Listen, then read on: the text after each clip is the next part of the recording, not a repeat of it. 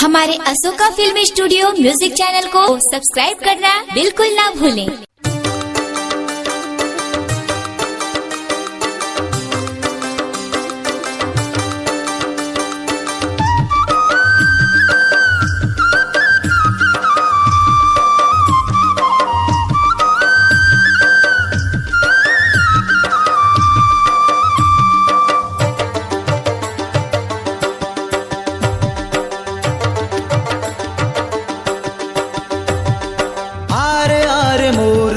साथी रे तोर बिना सुनना है मन के बगिया।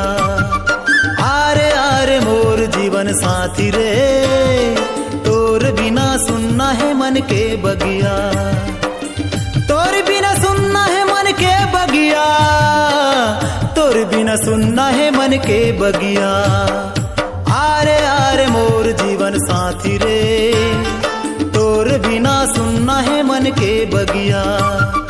आरे आरे मोर जीवन साथी रे तोर बिना सुनना है मन के बगिया।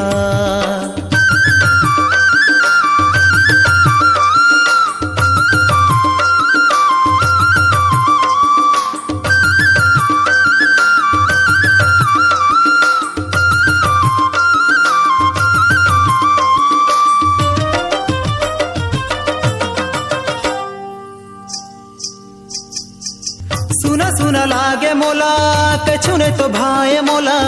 अपन दिल के बात मैं हाँ कैसे बताऊं तोला। सुना सुना लागे मोला कछु ने तो भाए मोला। अपन दिल के बात मैं हाँ कैसे बताऊं तोला। आरे आरे मोर मन के मैं न तैं तोर बिना सुनना है दिल के पिंजरा। आरे आरे मोर मन के मैं न तैं तोर बिना सुनना है दिल के पिंजरा। तोर बिना सुनना है दिल के पिंजरा। तोर बिना सुनना है दिल के पिंजरा। आरे आरे मोर जीवन साथी रे तोर बिना सुनना है मन के बगिया। आरे आरे मोर जीवन साथी रे तोर बिना सुनना है मन के बगिया।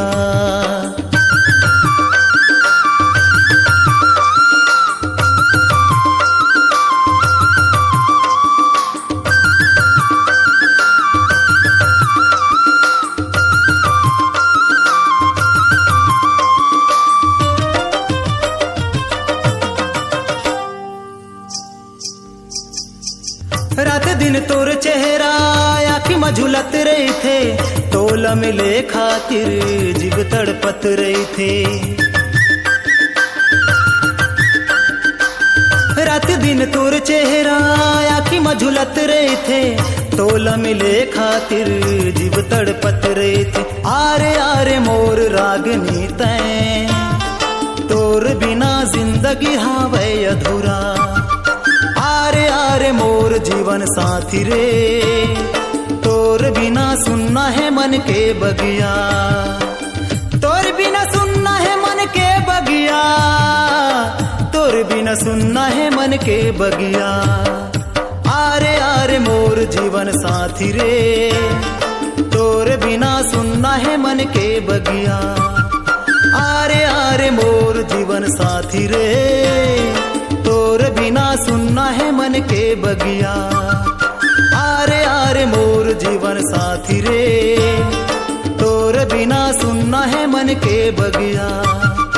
आरे आरे मोर जीवन साथी रे तोर बिना सुनना है मन के बगिया।